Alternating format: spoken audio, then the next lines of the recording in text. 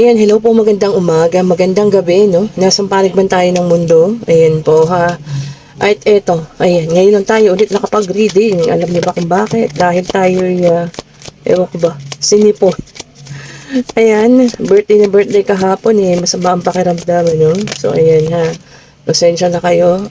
Iurong ko lang ang ilaw at medyo mainit. Ayan ha. Pasensya na kayo sa mga ingay na naririnig, ano? Parang may birthday din sa kapitbahay namin. At sila ay nag-iingay. Okay, meron tayong 9 of Pentacles, ang aga. Salamat po sa mga nag-order. Bukas ko po maipapadala ang inyong mga order po, ha. Okay po. Maaga ako bukas magpapa-JNT. Kaya kung meron pa pong hahabol ng mga order, mag-chat na po kayo ngayon. Kung mapanood ninyo ang reading na ito, ha. Meron din tayong Queen of Pentacles. Ayan. Okay po. Puro kaperahan ito, ha. Magandang senyales. Ayan, ha. So, ibig sabihin ng pangalawang araw ng Marso, ay para kaperahan. Ganda ha. So, yan ha, may paparating na blessing. Okay, check pa nga natin. Ito. Dalawa sila. Meron namang 9 of Swords. And, meron tayo ditong 5 of Pentacles. Okay. Ano ba ito? Tingnan natin, ano? Tingnan natin. Kanino kaya itong ating reading na nakuha ngayon, ano? Ayan. Salamat po sa lahat ng mga bumate. Ayan, ha? At talaga naman, bumabaha ang aking, messenger kahapon, ha? Salamat po sa inyo. Ayan. Salamat din sa lahat ng bumate dito sa YouTube. Salamat po. Ayan. And then, meron tayong the strength. Sensya na kayo kay Pipoy. Siya yung nag-iingay po. Pinakalantog ang kanyang kainan dahil tapos na siyang kumain. And then, meron tayo ditong the devil. Ang ganda ng pagka-illustrate ng the devil dito. Kaya lang may takpan po natin ha. Kasi merong drawing na hindi maganda. Ayan. Tinakpa ko muna ng ating rose quartz. Okay. Pero mamaya matatakpan naman yan, pag lumabas na at na-read na yung ibang card. Okay, ito, nag-flip. Uy, meron tayong the Empress. Okay.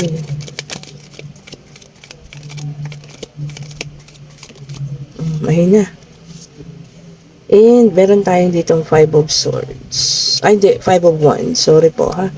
5 of Wands, ayan. So, meron tayo ditong, definitely parang, naghiwalay, ayan, umalis. Kasi may sinamahan doon, Maaaring itong ating the Empress, ayan. Iniwan ang ating Page of Pentacles. Sayang, kasi ito pa namang ating, Queen of Pentacles, sorry po. Napakagaling mag-handle ng pera, Ayun, Ayan. Kaya lang, iniwanan siya, pinagpalit. Ayan. Kaso ngayon naman, itong umalis sa kanya, na tawag dito na person, ayan, pinili, ayun, yung mas mahina. Kasi napaka-powerful, tingnan niyo naman, napaka-powerful ng ating, Queen of Pentacles, ayan. Talagang napakagaling niya, mag-handle ng finances. Kumbaga parang yung kanyang person, kaya sumama sa isa. Kasi yun, kaya niyang i-manipula yun, Kumbaga, mas mahina yun, Yung sinamahan, kaya niyang manipula ito, ang the Empress, Although, napaka-powerful ng personality nitong ating page of, Queen of Pentacles, sorry po, ba't ba ako page ng page? Ito, Queen of Pentacles, napakalakas ng personality niya. Siyempre, may pagkakataon din na nasaktan. Diba? Na-hurt. Ayan. Anong nangyari naman? Tumagos naman sa kanila. Yung mga sakit na naramdaman nito, sa kanila yan, tumagos. Ngayon, ito nararanasan nila, kaguluhan. Ayan po, ha. Hindi ko alam kung ang kaguluhan na nararamdaman o nagaganap ngayon dito sa mga taong nanloko. Dito sa ating Queen of Pentacles, ha, na napakagaling, humawak ng, kaperahan. Kasi alam niyo yun, yung isang maliit na business, kayang-kaya niyang palaguin. Kasi ito, kayang-kaya niya magpaamo ng tao. Ayan, kayang-kaya niya na, kumbaga, magpasunod, Ibig sabihin, kayang-kaya niya ibenta. Siguro sabihin natin na bigyan siya ng lapis, Kayang-kaya niya ibenta yun. So, ibig sabihin, napakalakas ng personality nitong ating Queen of Pentacles, ha? Ayan, oh. Na kabaligtaran dito sa, yung taong umalis sa buhay niya, no? Feeling ko, kaya niya ginawa yon unang-una, kahit na mahal niya yung isa, ginawa niya yun. Kasi, hindi niya kaya. Hindi niya kayang pasunurin. Tapos yung parang, natatalo siya, yung pakiramdam niya pagkatalo, kasi madiskarte yung yung isa no?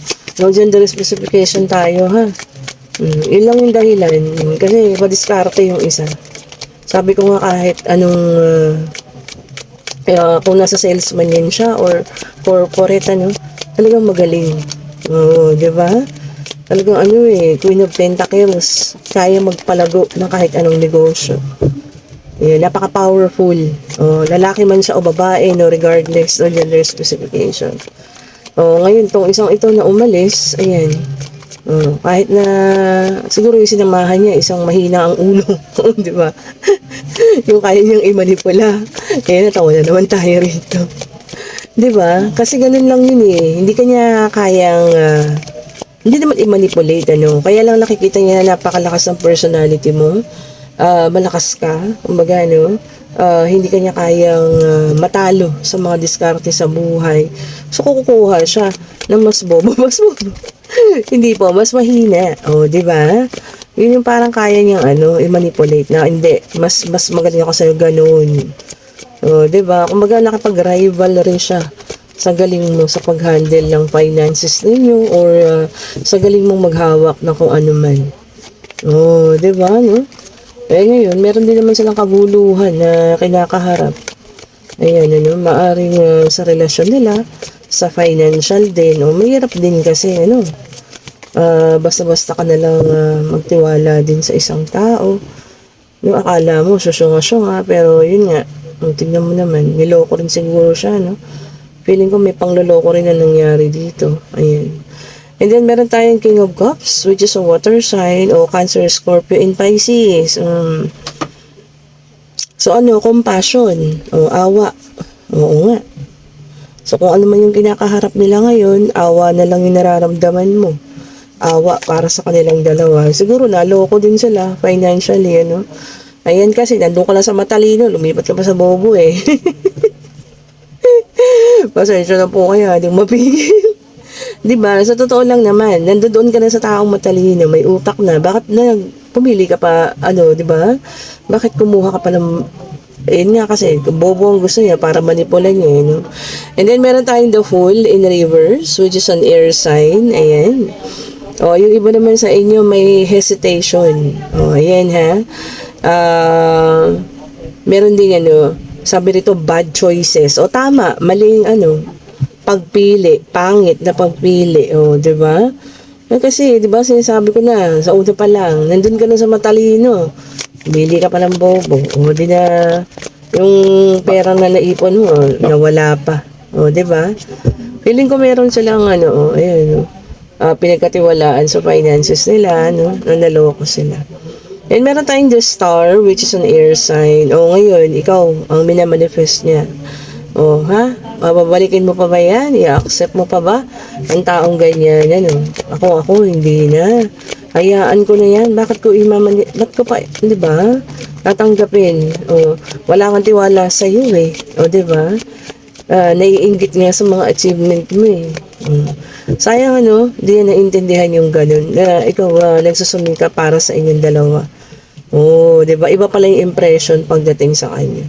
And then, meron tayong Two of Pentacles, which is an earth sign. So, meron tayong water, air, and earth. So, say fire yung wala, Okay, meron mga balita pa na mapaparating sa'yo.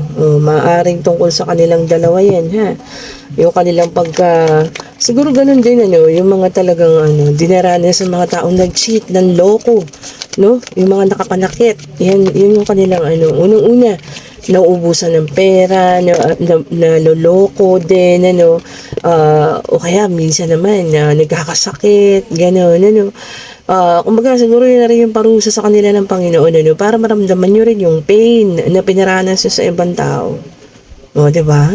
And then, meron tayo ditong 12 swords para sa iba naman ha, air sign. Ayan. O, dito na pagditimbang-timbangin ninyo bago kayo magdesisyon. O, which is good. Tama po yan ha. Timbang-timbangin muna ang mga pangyayari bago tayo magbigay ng pagdedesisyon. Oh, eto naman, meron tayong Ten of Pentacles in reverse, Earth sign. Oh, naka-reverse. Okay po. Oh, sabi dito, friction. Oh, meron dyan may kaunting ano ha. Baka meron kaunting gulo. Ayan po ha. Okay po. Tapos sabi rito, misfortune. Ako, mawawala ng swerte. O kung ano man yan ha. Paghandaan. Kung mawalan man ng swerte sa ngayon, okay lang naman. Kasi meron pa naman mga susunod na araw. Kumbaga, iikot rin naman ulit ang panahon. O, diba? So, pwede rin naman kontrahin. O, diba, bili kayo pampaswerte. O, lalo na ang sitrin. O, kontrahin niyo yung mga misfortune ha. Lalo na yung mga makakaramdam dyan. And then, meron tayong Ace of Pentacles, Earth sign. O, yan. Sabi niya rito, abundance. So, abundance naman ito para sa iba, ha? Kung yung iba, mawawala ng swerte, yung iba naman magkakaroon. So, depende. O, balance pa rin, Meron din financial opportunity para sa iba, ha? And yung iba rin, merong new venture project. Yan, baka may makakuha kayong mga bagong project dyan, ha? Ayan, swertehin sana. And then, meron tayong the Empress in reverse, Earth sign ulit. Ayan. O, yung iba daw sa inyo magiging selfish. Selfish. Bakit kaya magiging selfish, siguro, sa sarili niyo muna yung, sarili muna. Diba?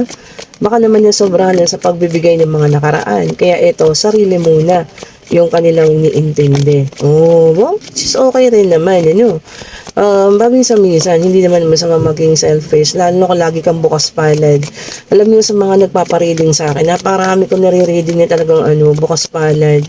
Minsan naluloko na sila, kahit na hindi naman totoo yung mga pinagsasabi, mga kaibigan, o kung sino man, even yung mga nga nila, partner, talagang nakukuhaan sila ng pera na sa sobrang kabaitan nila, Masaysa na po kayo sa ingay na naririnig, ha. Medyo maaga-aga pa po kasi.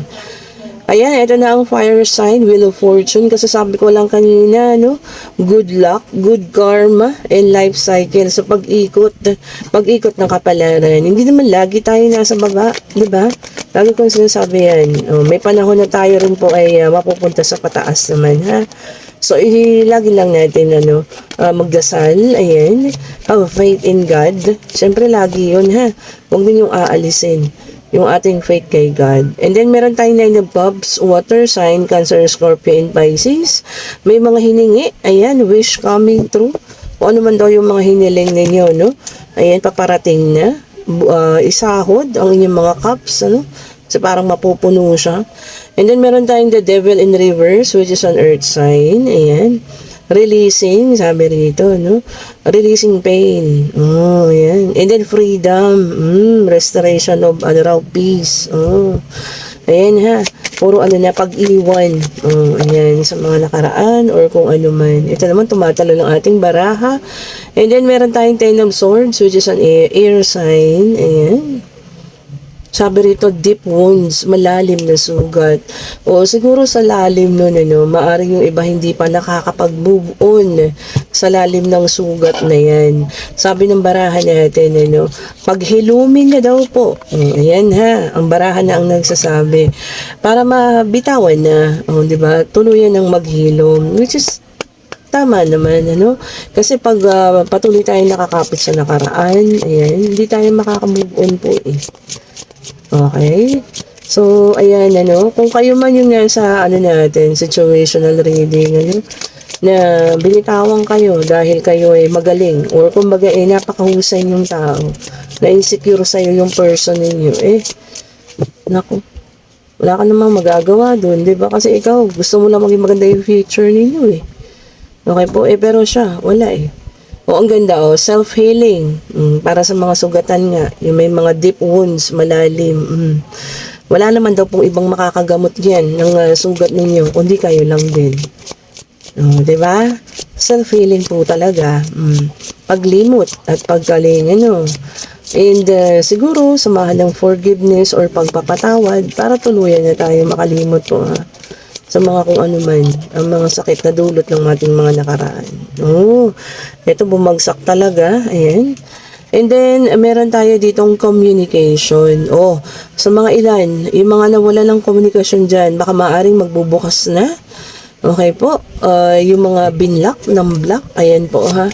Or baka naman yung mga maaring, may mga tao rin naman na nanloko sa inyo open din yung communication nila ha. O mag-ingat po ha. Maaring gagamit ng ibang account.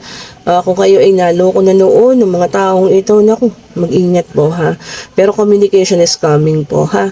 Whether mabuting tao, whether masamang tao, basta meron pong communication na paparating kung para sa inyo man ito, no? And then sabi rito, appreciate. Oh, ang ganda, no? I-appreciate naman natin yung mga taong nandiyan sa paligid natin ha. Hindi yung lagi na lang natin hinahanap yung mga taong wala po. Oh, di ba? So, appreciate natin, especially yung mga blessing na dumarating sa ating buhay, ano. Kumbaga sabi nga nila, meron tayong mga ninanais sa buhay, ano. Pero minsan nakakalimutan natin i-appreciate kung ano man yun nandito. Oh, di ba? So, learn to appreciate po kung ano yung mga nandito sa buhay natin sa ngayon, ha. At kung ano man yung hinihiling ninyo, alam ko ibibigay ng Panginoon sa inyo yan dahil alam niya kung makakabuti ito para sa inyo, no. Oh, di ba? Ayan, ano pa ba ang ating mahihingi? Ano pa ba? Ayan, tingnan pa nga natin. Pasensya na kayo, may kaunting ingay kayo naririnig, ano? Pasensya na po, ayan, inagahan ko kasi, no? Pero kung ito yung mga madaling araw na, ayan, medyo tahimik na dito sa amin. And, meron tayo ditong strength, and vitality, kalakasan, ayan ha. Ayan po, ipunin or pagtibayin ang ating kalakasan, ano, para sa mga bagay-bagay. Ibig sabihin, kakailanganin natin ng kalakasan dahil maaring marami pa ang paparating, ano, pagsubok man ito or maganda man ito, no, kakailangan natin ng kalakasan para sa pagpaparating or pagdating ng mga hamon na ito ng buhay natin. Ito na ang ating yes and no card. Siguro sinasabi sa atin, ano, iwasan natin na ma-stress, ganyan. Para yung lakas ng katawan natin, ano.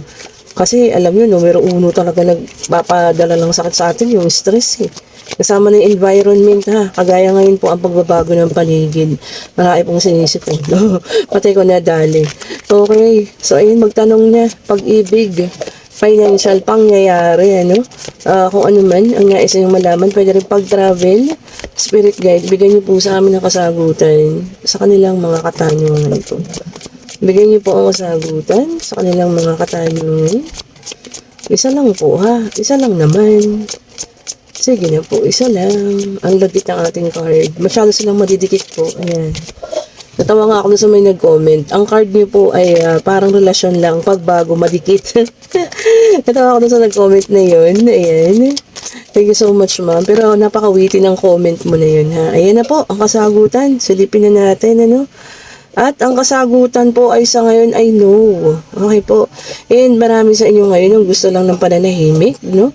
Ayaw nang argue, no? Gusto lang mag-rest, ayan. Gusto ng katahimikan, ano? Wala mo nang salitaan, ano? Ganun. Gusto ng peace of mind.